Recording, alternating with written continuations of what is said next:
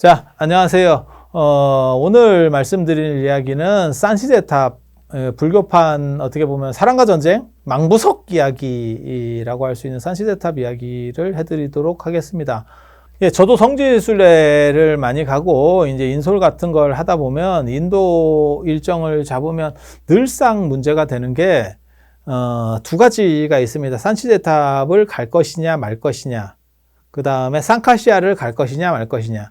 대부분 이제 인도의 8대 성지를 간다라고 하지만 실제로는 8대 성지를 안 가고 상카시아를 뺀 7대 성지를 가는 경우들이 많고요. 상카시아가 하루가 걸리거든요. 왕복 하루를 완전히 상카시아 하루도 오히려 더 걸린다라고 보셔야 돼요. 그래서 그 하나 유적을 보기 위해서 상당히 많은 투자를 해야 되니까, 시간 투자가 많으니까, 그래서 꼭 가야 되냐라는 생각이 드는 거고, 그다음에 보팔도 마찬가지입니다. 보팔의 이 산시대탑, 어떻게 보면 전 세계에서 가장 대단한 부처님 탑이라고 할 수 있는 게 이 산시대탑인데, 그 산시대탑이 인도의 약간 남쪽에 있어요. 부처님 유적지들이 대부분 북쪽에 있고, 이게 남쪽에 좀 있어요. 그러니까 정확하게 말하면 인도의 중앙 쪽에 있습니다. 그래서 보팔이라고 하는 데가 물류통으로서도 상당히 중요하고, 내륙에서 우리식으로 말하면 어떻게 보면 충주 뭐 이런 쪽 정도에 해당한다고 해야 되나? 뭐 그렇게 해서 상당히 요충지입니다. 요충지, 중앙의 내륙의 요충지.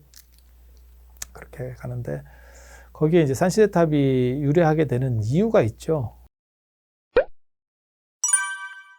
아쇼카 왕이라고 하는 전인도를 최초로 통일한 아쇼카 왕, 마우리아 왕조의 3대 황제입니다. 그래서 맨 처음에 찬드라굽타, 그 다음에 빈두사라, 그 다음에 아쇼카 이렇게 하는데, 그 아쇼카 왕이 전인도를 통일하고, 이제 아쇼카 왕은 진시황하고 좀 다릅니다. 진시황과 아쇼카 왕이 거의 비슷한 시절인데, 비슷한 시기를 살았는데, 진시황은 중국을 통일하고 나서 어떻게 보면 약간 폭군 이미지가 강력하고, 아쇼카 왕 같은 경우는 인도를 통일하고 플러스 우리식으로 말하면 세종대왕 이미지가 있어요. 성군 이미지를 가진 아주 좀 특이한 왕입니다. 보통은 이렇게 통일제국을 만들다 보면 폭군 이미지가 강력할 수밖에 없거든요. 그러니까 진시황에 대해서 잘 모르시는 분들은 굉장히 안 좋다라고 생각하는데, 진시황이 만약 존재하지 않았다면 중국은 지금 유럽처럼 됐을 거다라는 게 그냥 일반적인 관점이라고 보시면 돼요. 그러니까 유럽보다 지금 중국이 땅이 어떻게 보면 더 넓거든요. 그런데도 불구하고 중국은 단일하다라고 하는 계속 그 개념이 내려온 게 진시황의 통일 때문에 가능한 거예요. 그러니까 중국도 그렇고 인도도 그렇고 아쇼카 왕과 진시황이 없었으면 인도도 유럽같이 됐을 수도 있어요. 하나의 단일 왕조 라는 개념이 별로 없는 거죠. 그래서 진시황 굉장히 중요한 인물인데도 진나라가 뭐 오래 못 가서 욕을 먹는 거 아닙니까? 아니, 꼭 그렇진 않아요. 왜냐하면 아쇼카 왕의 마우리아 왕조도 별로 못 갔습니다. 아쇼카 왕이 거의 아쇼카 왕 아들 정도에서 거의 끝났다고 보시면 되거든요. 그래서 그렇게까지 오래 못 갔는데도 불구하고 아쇼카 왕은 나중에 굉장히 복지적으로, 그러니까 그 사람이 불교로 전향하면서 그렇게 되는 거거든요. 맨 처음 아쇼카 왕 어렸을 때 얘기를 해야 돼요. 이게 어렸을 때와 관련해서 이 산시대탑이 만들어지기 때문에, 그래서 아쇼카 왕 아버지가 빈두사라라고 하는 왕이고, 이분이 뭐 대단한 성군입니다. 진짜 뭐 대단한 성군이에요. 성스러울 성자가 아니고 그 성적이다 할 때 그 성군. 그래서 아들만 101명이라고 하는 뭐 기록적입니다. 중국의 황제들이 야사에 의하면 뭐 첩이 3만 명까지도 있고 뭐 이런 얘기들이 나오는데, 기본이 1000은 넘습니다. 그런데 아들이 101명이 되느냐? 그게 안 됩니다. 그게 불가능한 숫자입니다. 세종대왕께서도 뭐 부인이 많았지만 그렇게 안 되거든요. 자녀가 한 22명인가? 뭐 그 정도밖에 안 될 거예요. 아들이 101명이면 딸도 그 정도 비율이 된다는 거거든요. 그럼 한 200명 정도의 자녀를 둔다는 거는 진짜 엄청난 성군이죠. 엄청난 성군이에요. 뭐. 아버지가 바쁩니다.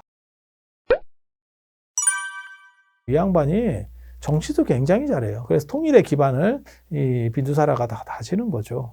딱 만드는데, 문제는 다음 후계 구도에서 그 당시에는 뭐 장남이고 다 필요 없고 이쁜 사람에게 왕위를 주는 거거든요. 우리나라도 마찬가지예요. 조선 하면 사람들이 생각할 때는 당연히 뭐 장남이 왕위가 되고, 근데 실제로 조선 시대의 이웃 나라인 청나라 같은 경우는 이쁜 놈이 그냥 하는 거예요. 밀건법이라 그래서 이쁜 사람이 그냥 하는 거지. 황제가 다음엔 너 이러면 그냥 하는 거예요. 그러니까 장남이 왕이 되는 거예요. 그건 웃기지 않은 얘기입니다. 그런 룰은 진짜 특수한 경우예요. 그러니까 사람들이 흔히 착각하는 게 한국 사람들이 그 착각을 많이 해요. 이유가 뭐냐면 조선이 그랬기 때문에 모든 나라가 그랬을 거라고 생각하는 거야. 근데 그거 아닌 거고 전 세계적으로 그런 경우는 거의 없고 왕이 절대권자인데 왕이 다음 아들을 지정을 해놓을 필요가 뭐 있어. 내가 그냥 이쁜 놈 주면 되는 거지. 절대권자라고 생각하면. 그리고 후계를 결정을 해놓으면 무슨 일이 벌어지냐면 안정되는 측면은 있지만 조금만 문제가 생기면 이 왕자파가 시해합니다. 왕을 죽일 수 있습니다. 왜냐면 누가 먼저 죽는다는 그 보장도 없어요. 그리고 예전에 한 10살 결혼해가지고 애를 낳기 때문에 나이 차이가 별로 없어요. 그래서 못 기다려. 그래서 그런 위험성들이 존재해서 안 돼요. 그게 안 돼. 그래서 착각하는 것 중에 하나가 왕조는 당연히 장남 중심 아닙니까? 그건 네 생각이고. 그래서 101명의 아들 중에서 왕위 계승권자가 누가 되느냐면 그때 제일 이제 각축정을 벌이는 게 중국도 마찬가지고 다 마찬가지입니다. 엄마들이 치열하게 경쟁을 합니다. 그리고 엄마가 이제 경쟁을 하면 무슨 일이 벌어지냐면 나이 든 엄마들은 아들이 장성을 하니까 좀 유리하긴 한데 아들 입장에서는 유리한데 엄마는 상태가 메롱입니다. 황제 입장에서 봤을 때는 그건 이제 그냥 가족끼리 이러는 거 아니다. 이런 여자들인 거예요. 나이 먹고 왜 그래요? 이제 이렇게 되는 여자고, 진짜 내가 이뻐하는 여자의 자식은 어리지. 그러니까 뭐 생각하시면 되냐면 이성계 생각하시면 돼요. 이방원도 있고, 뭐 정종도 있고, 뭐 이랬지만 방석이한테 물려주려고. 방석이 엄마가 이쁜 거죠. 정확하게 말하면 방석이가 이쁜 게 아니고 방석이 엄마가 이쁜 거죠. 그런 구도라고 생각하시면 돼요. 그래서 두 팀이 이제 굉장히 강력한 세력을 가지는데 하나는 이방원이나 정종같이 나이 많은 아들들 쪽 세력, 그리고 엄마가 총애받고 있는 황제한테 총애받고 있는 쪽. 누가 이기냐면 정확하게 경쟁하면 대부분 역사의 98%는 이 엄마 쪽이 이깁니다. 왜냐하면 황제권이 절대권이기 때문에. 그러니까 이성계는 졌지 않습니까? 그거는 그 당시 구테타 세력이었기 때문에 집권 초기니까 그렇지. 왕자들이 몇이 합친다 그래서 임금을 이길 수는 없습니다. 그거는 있을 수 없는 일이에요. 있을 수 없는 일이에요. 정상적인 왕조 국가면 그건 불가능한 일입니다. 빈두사라의 왕위 계승과 관련해서는 장남이 오히려 좀 유리한 점이 있어요. 수시마라고 조금 유리한 이게 상황들이 좀 있었어요.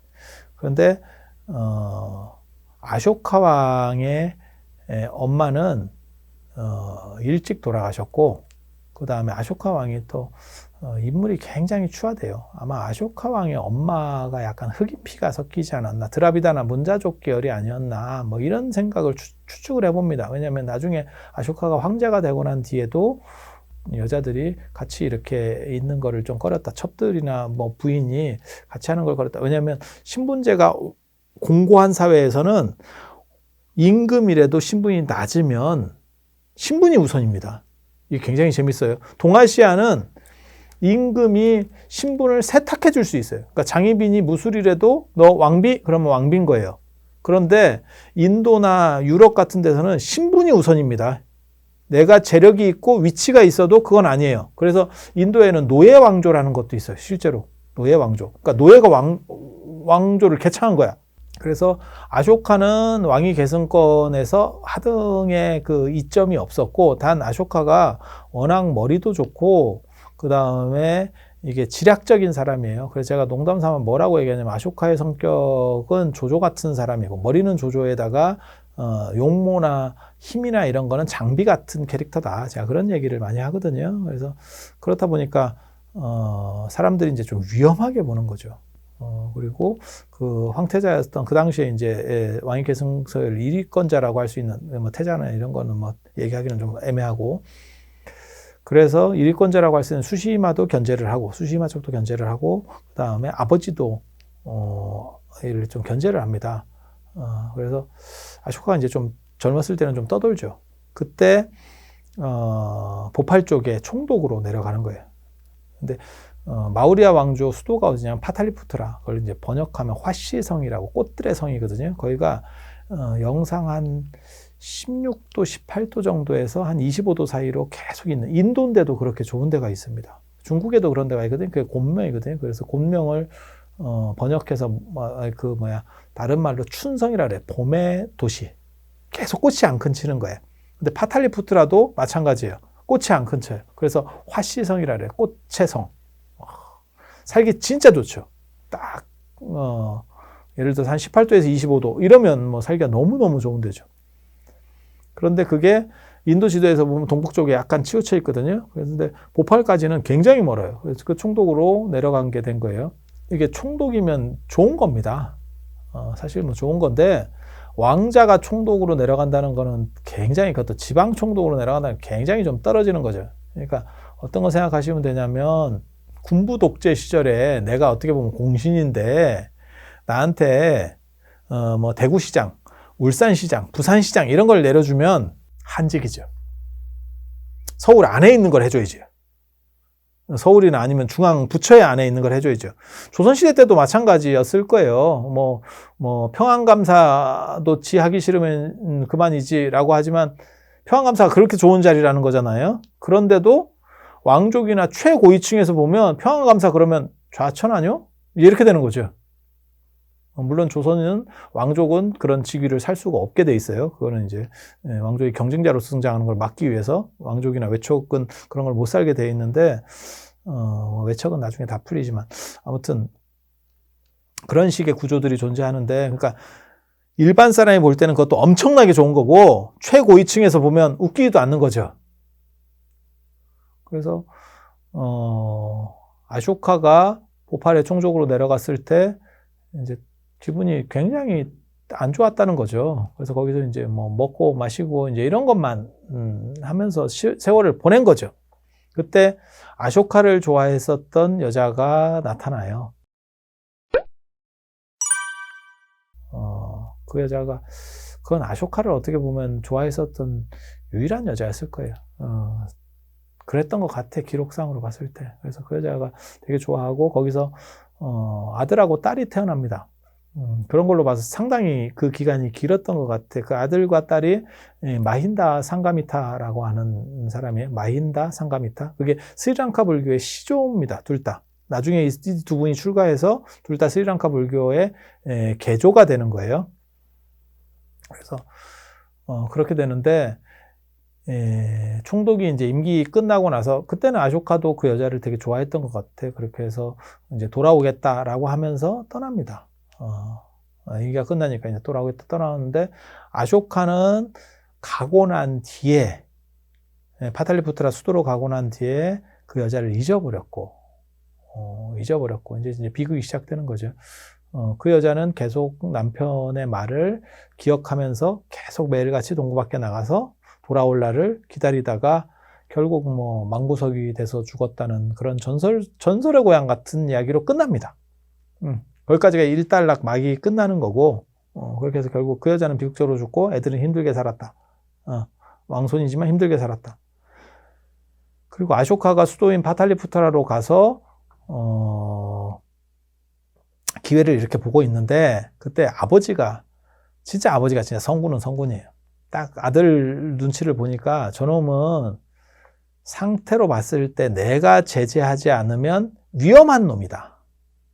위험한 놈이다. 이런 생각을 했대. 그 위험한 게 뭐냐면, 제일 안 좋은 게 이성계에게 불어닥친 고륙상쟁 같은 거예요. 그러니까 이방원이 방석 죽이고 뭐 이런 식으로다가 하면 이게 너무너무 비극적인 거죠. 아버지 입장에서는 그게 막 미칠 노릇이거든요. 그게 중국 역사에도 있습니다. 중국에 보면 당고조 이연이 첫째 아들인 이건성을 태자를 세우니까 이세민이 그걸 뒤집어 버리거든요. 그렇게 해서 이건성이를 직접 활로다가 쏴서, 그게 현무문의 변이라고 유명한 사건이에요. 현무문으로 딱 들어오게 유인해가지고 그냥 화살로 해가지고 목을 관통시켜서 사람을 죽이고 뭐 이런 얘기들이 있어요.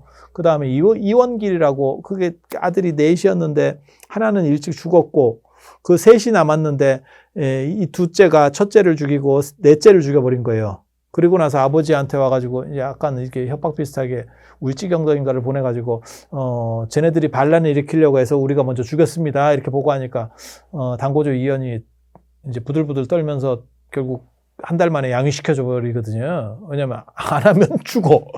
아버지도 죽을 것 같은 느낌이야. 근데 그게 얼마나 스트레스겠어. 그 뒤로도 이 양반이 한 10년 사는데 우리도 이성계 있잖아. 이성계가 얼마나 이방원이 미웠으면 하몽차사 이야기가 있잖아요. 아버지 뭐 와보세요 이러면서 정당성을 가지려고 화해하려고 이방원 입장에서는 계속 노력을 하지만 아버지 입장에서는 용서가 안 되는 거죠. 내 자식들을 저게 죽였는데 그래서 그런 식의 곤욕상쟁이 나는 게 아버지 입장에서 가장 비극이라는 거죠.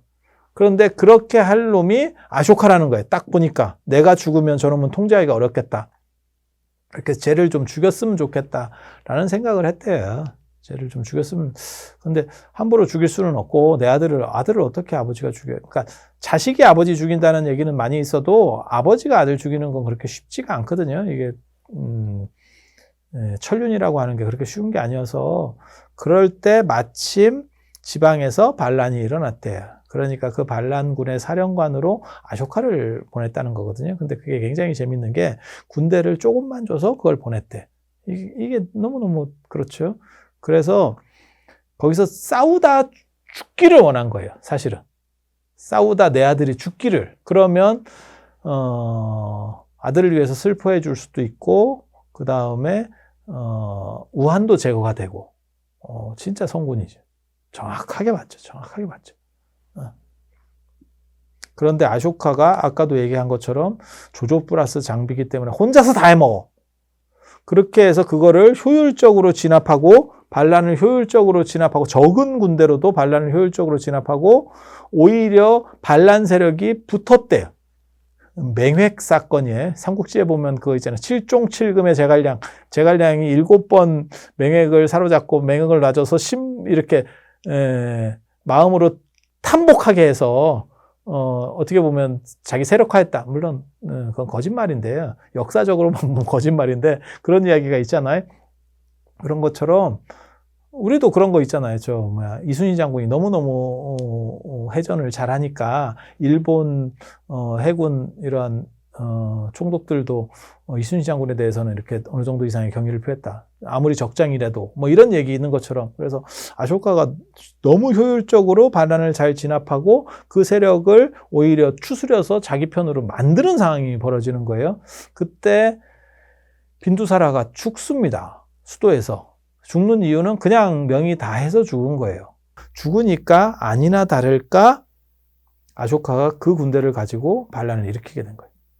반란을 일으키고 수도로 진군을 하는데 아들이 너무너무 많았기 때문에 누가 대권에 쉽게 말해서 누가 황제도 아닌 상황에서 이게 지휘권이 오락가락한 거죠. 그러니까 그런데 그게 막바로 수도까지 쭉 여기는 지금 통솔해서 들어오는 거 실전부대가 통솔해서 들어오는 거고 그쪽에 이제 아들 중에서 대표성을 가졌던 게 그 수시마라고 하는 그 어떻게 보면 장난 같은 사람인데 그 사람이 막으려고 했지만 수도 방위 사령부의 군대로는 실전 부대에 이거는 어떻게 보면 여단 병력인데 실전에 배치된 그다음에 실전에서 얘는 지금 싸우고 들어오는 군대를 어떻게 막아요?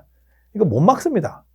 그걸 막았던 유일한 기록이 우리나라에 또 야리하게 있죠. 그게 이성계와 조민수의 위화도 회군 군대를 3차례나 막았다는 최영의 진짜 최영이 얼마나 대단한 장군인가를 알 수 있는. 왜냐면 수도방위 사령부에 있는 이 수도권 안에 있는 군대들은 이게 대부분 의장부대예요. 실전부대가 아니고. 그러니까 직급은 높고 이 계급은 높은데 이거 싸움이 안 됩니다. 게임이 안 됩니다. 게임이. 우리도 봤잖아요. 그러니까 전두환 대통령이 그 쿠데타 일으켰을 때 장태환 소장인가 그분이 못 막잖아요. 그걸 어떻게 막아요? 사단병력으로 내려오면 그 게임이 안 되는데 동수로도 도저히 막을 수가 없어요. 근데 여기는 또 아쇼카라고 하는 걸출한 어떻게 보면 리더가 있었던 거고 그렇게 해서 싹 잡혀서 끝난 거죠. 그렇게 해서 수도가 장악되고 자기 빼면 100명의 형제들을 다 잡아가지고 99명을 죽이고 그러니까 이게 참 인생이라는 게 참 묘한 거예요. 왜 그런 얘기 있거든요. 초발심 자격문에 보면 3일 수심은 천재보여 100년간 탐은 일조진이라. 3일 동안 닦은 마음은 천년의 보배가 되고 100년 동안 탐한 것, 탐해서 모아놓은 것은 한 방에 다 날아간다. 한 방에 티끌처럼 사라진다. 라는 얘기가 있는데 아버지가 101명의 아들을 낳기 위해서 얼마나 참 많은 노력을 하셨겠어요. 근데 아쇼카, 그러니까 정확하게 본 거기도 하고 아버지가 아쇼카가 위험하다고 정확하게 본 거기도 하고 실제로 그게 맞았던 거죠. 그리고 그 중에서 99명을 죽이고 아쇼카가 이제 장악한 거죠. 한 명을 살렸는데 왜 한 명을 살렸냐라는 얘기를 보면 거기에 뭐라고 나오냐면 이 한 명만 동복 동생이었대. 그러니까 엄마까지 같은 유일한 동생이었고 그래서 살려줬고 나머지는 다 이복 형제라서 싹 돌렸다는 거예요. 싹. 그렇게 죽이고 나니까 아쇼카는 원래 대권 주자도 아니었고 부상하는 상황도 아니어서 그렇게 장악을 하니까 신하들이 따르지 않더래. 그래서 계엄령을 선포하고 이제 정복 전쟁을 펼치기 시작하는 거예요. 계엄령을 선포하고 전쟁을 하면 아무래도 왕을 보고 올라오는 그런 사람들이 많이 생깁니다. 그래서 자기 아버지가 쓰던 작전하고 비슷한 작전을 써요. 자기랑 비판적인데 저 사람을 내 앞에서 지금 저 앞에서 제거할 수 있는 상황이 아니면 군대를 줘서 내보내면 돼요. 조금 줘서 내보내면 돼요. 그렇게 해서 이기고 오면 또 내보내면 되고 죽으면 죽었으니까 끝나는 거고 패하면 패해서 죄를 물어서 죽이면 되는 거고 이런 식으로 해서 계속 땅을 넓혀가거든요. 그리고 이게 전쟁 상황이 되면 밑에서 올라오는 왕을 보고 올라오는 그 신흥 세력들이 엄청나게 빨리 성장을 합니다. 일반적으로는 올라갈 수 없는 계급이 저런 전시 체제에서는 별까지도 그냥 순식간에 올라간다는 거잖아요. 그게 박정희 대통령이 뭐 친일이라든가 이런 거 걸려가지고 다 나중에 백의종군으로 끝났다가 순식간에 올라올 수 있는 게 한국전쟁 때문에 이렇게 계급이 올라오는 거거든요.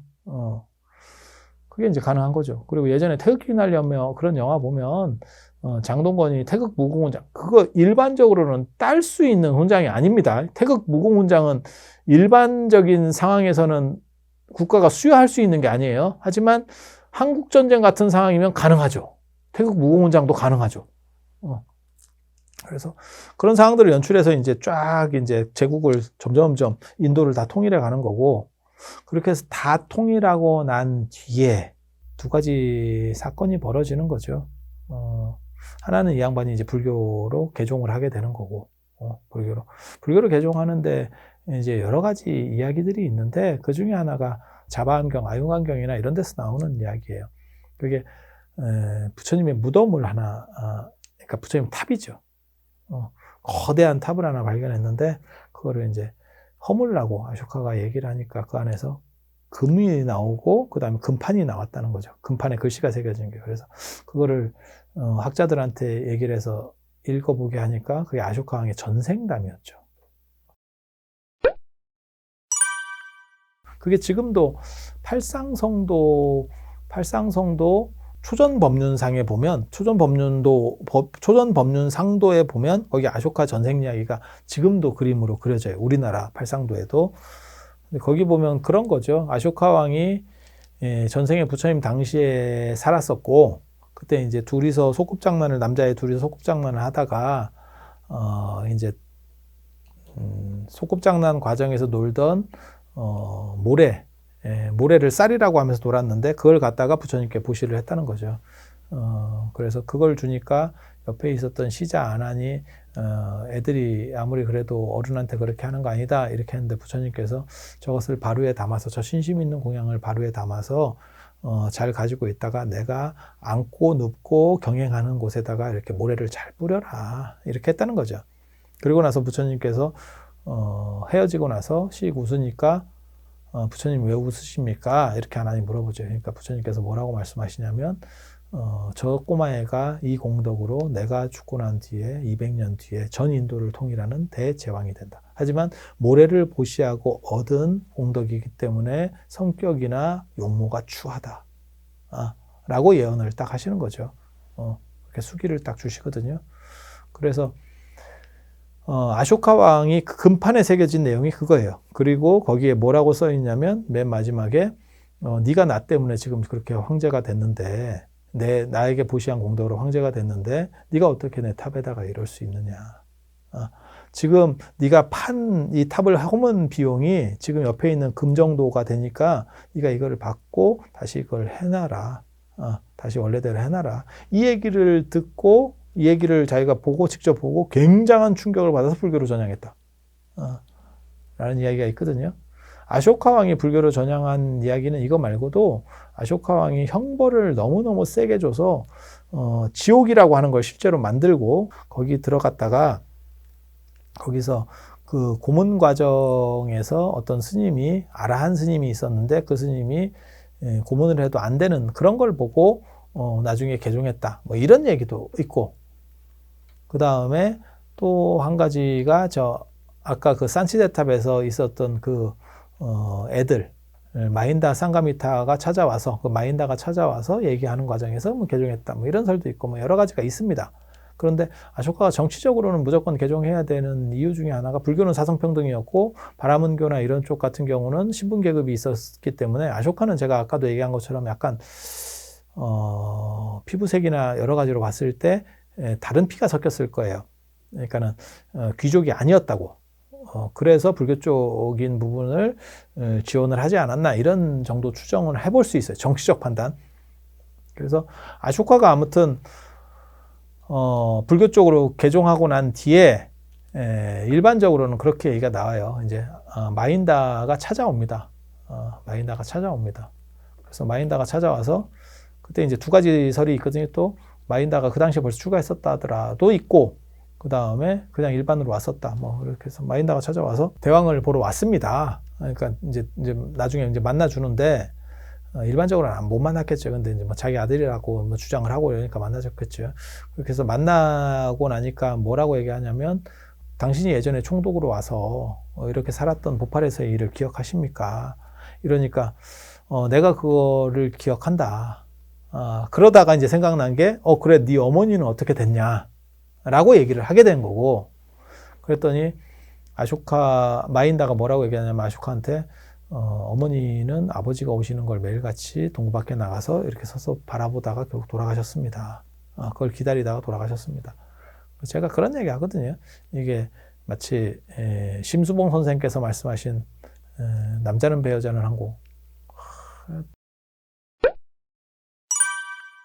아쇼카가 불교로 바뀐 뒤부터는 굉장히 복지적이고 자비적인 정치를 하거든요. 그래서 인도 사람이 가장 대단한 성군으로 아쇼카 왕을 꼽는 것도 그거예요. 그리고 전 세계적으로도 아쇼카의 복지 정책이나 이런 것들이 박사 논문도 뭐 수십 편이 나오게 되는 것도 다 그런 거고. 그리고 지금도 오늘날까지도 아쇼카 왕이 만든 그러한 국장, 그러니까는 뭐 인도의 아쇼카 석주, 그 바라나시 아쇼카 석주 같은 것들이 인도의 국장으로 들어가는 것도 다 관련이 되는 거고 그 다음에 마우리아 왕조가 공작 왕조거든요. 마우리아가 공작이라는 뜻이거든요. 그래서 인도 국가 세도 공작이고 뭐 다 이런 정도라고 보시면 돼요. 그래서 아쇼카를 굉장히 존경을 하는데 그거는 이제 아쇼카가 충격을 받고 불교로 전향한 뒤부터 이제 자비의 아쇼카로 전향을 해서 그래요. 자비, 복지. 그래서 동물들에게까지도 복지를 한다. 동물 복지가 나오는 거의 최초의 사례가 인도예요. 그렇게 되는 이유는 윤회론 때문에 동물도 인간과 본질이 똑같다라는 생각 때문에 동물에 대해서도 자비의 영역이 들어가야 된다라는 생각을 하는 거고 그래서 뭐 다리 놓고 동물병원 만들고 뭐 이런 이야기들이 계속 있습니다. 사실 저희 어렸을 때만 해도 동물은 아프면 그냥 죽는 거지 뭐 병원에 가고 이런 개념이 없었습니다. 지금같이 묻어주고 이런 개념은 거의 없었고요. 그런데 2200년 전에 그런 개념들이 존재했다는 것, 동물병원 개념도 존재하고 치료를 해줘야 된다, 뭐 이런 개념들이 존재했다는 것은 굉장히 선진적이죠. 그래서 아쇼카가 그렇게 전향을 하고 한 상황에서 이 마인다를 만나서 그 어머니 얘기를 들으니까 너무너무 이제 슬픈 거죠. 그리고 자기가 잘못했다라는 생각을 하는 거죠. 지금까지는 폭주기관차처럼 성공을 해서 달려왔지만 도대체 이것을 어떻게 만회해야 되느냐. 근데 아무리 황제라도 이미 뭐 부인이 죽었는데 어떻게 하겠어요. 뭐 보상을 해줄 방법이 없는 거죠. 그래서 아쇼카 대왕이 부처님이 돌아가시고 나서 8개 탑이 만들어지거든요. 사리탑이, 불사리탑이 8개가 만들어지거든요. 그 중에서 랑그람탑, 이 랑그람탑이 누가 모신 거냐면 부처님의 외가 쪽 집안, 그러니까 콜리족 사람들이 모셨다는 게 랑그람탑인데, 이 탑을 제외한 7개 탑을 열어서 전국에 84,000개의 탑을 만들었다. 그건 이제 많이 만들었다는 뜻이거든요. 그렇게 많이 만드는데 그 중에 일부를 이 보팔의 산치에다가 탑을 만들면서 당신 부인을 위한 자기가 황제가 되기 전에 젊었을 때 만난 그 여인을 추모하는 탑을 만들어주는 거죠. 그러니까 추선공양이라고 하는 겁니다. 그러니까 그 탑을 만들어서 그 공덕으로 이 여성이 천상에 태어나서 좋은 과보를 받기를 원하는, 그러니까 아쇼카가 해줄 수 있는 어떻게 보면 최고의 그걸 해준 거죠. 그 당시 죽은 사람은 방법이 없고 살려줄 방법도 없고, 그리고 그 아들인 이 마힌다가 서북인도 쪽의 불교랑 관련이 돼요. 그래서 그 서북인도 쪽에서 쓰이는 이 문자가 빨리어입니다. 그래서 스리랑카 쪽으로 가는 게 빨리어 계통의 전승이 내려가는 거고, 이 스리랑카를 중심으로 해서 동남아시아까지 이렇게 퍼지는 게 지금 현재 남방불교, 남방불교라고 하고, 나중에 이제 아쇼카 왕 때 이제 부파들이 이제 시작이 되는 상황이었고, 그 부파 중에서 지금 요 남방불교 쪽에 있는 거는 분별설부라고 하는 부파고, 당신들은 뭐 저게 초기불교다, 뭐 이런 얘기를 하는데, 초기불교나 이런 거는 존재할 수가 없고, 왜냐하면 초기불교는 부처님 돌아가시고 100년 뒤까지니까, 아쇼카 왕 때는 벌써 불멸후 200년이니까 그때는 뭐 초기불교는 존재하지도 않던 시절이었고, 그래서 거기는 부파불교 중에서 한 파가 내려가는 거고, 그 부파불교를 대승불교 쪽에서는 뭐라고 폄하해서 얘기하는 거냐면, 대승불교가 후발이라서 그래요. 그때 뭐라고 얘기하는 거냐면 소승불교라고 얘기하는 거고, 그래서 남방불교를 소승불교라고 하는데, 이렇게 이제 폄하하는 용어를 쓰는 것은 올바르지 않다라 그래서 그냥 남방불교, 북방불교, 요즘은 이렇게 부릅니다. 요즘은 이렇게 부르는 정도. 그렇게 해서 빨려 전통이 내려가게 됐다라는 걸 이해하시면 되겠고, 지금 보고 있는 산시대탑이 아쇼카 왕의 원형은 아닙니다. 그 뒤로도 탑은 계속 이렇게 증축이 됐고, 그 산시대탑을 중심으로 해서 거기다 불탑이 만들어지니까 그 주변으로 해서 많은 탑들, 그리고 거기에 사립을 못 건넌 탑도 있어요. 그래서 그런 사리들도 그 산시대탑 바로 옆에 있는 그 스리랑카 사원에 그 사리들이 모셔져 있습니다. 그래서 그 주변에 큰 사원들이 형성이 되고, 그래서 산시가 굉장히 큰 사원 도시 비슷하게 이렇게까지 만들어져요. 그래서